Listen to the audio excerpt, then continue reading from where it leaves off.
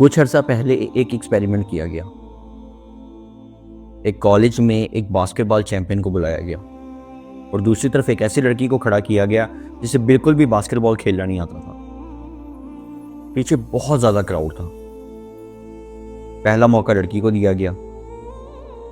उसने 5 दफा कोशिश की। 5 में से 1 दफा भी बॉल को बास्केट में नहीं डाल पाई। अब मौका चैंपियन को दिया गया। उसने 10 में से 10 दफा बॉल को आराम से बास्केट में डाल दिया। अब एक्सपेरिमेंट रिपीट किया गया, लेकिन इस दफा एक ट्विस्ट था। लड़की की आंखों पे पट्टी बांध दी गई। उसने 5 दफा कोशिश की। 5 दफा फिर बॉल बास्केट में नहीं गई, लेकिन इस दफा जब भी वो ट्राई करती तो पीछे वाली ऑडियंस उसको चीयर अप करती और ऐसे रियलाइज करवाती कि जैसे बॉल बास्केट में ही जा रही है।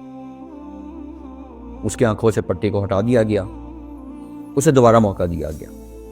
हैरान कुन तौर पर जो लड़की बास्केटबॉल खेलना भी नहीं जानती थी, उसने 5 में से 3 दफा आराम से बॉल को बास्केट में डाल दिया।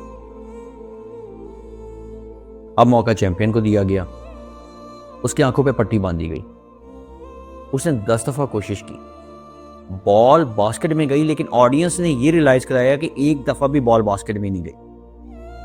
अब उसकी आंखों में से पट्टी उतार दी गई। उसने फिर कोशिश की। 10 में से सिर्फ 3 दफा उसकी बॉल बास्केट में गई। एक चैंपियन के साथ ये हुए। अब पता लगा कि तुम्हारी सराउंडिंग कितनी मैटर करती है, किस तरह असरअंदाज होती है तुम पे। तुम जैसे लोगों में बैठोगे तुम वैसे बन जाओगे। तुम चोरों में बैठोगे तुम चोर बन जाओगे। तुम साधु में बैठोगे तुम साधु बन जाओगे। तुम मोटिवेशनल लोगों में बैठोगे तुम मोटिवेटेड हो जाओगे। तुम बिजनेसमैन में बैठोगे तुम कभी नौकरी का नहीं सोचोगे। तुम नौकरी वालों में बैठोगे तुम कभी बिजनेस का नहीं सोचोगे।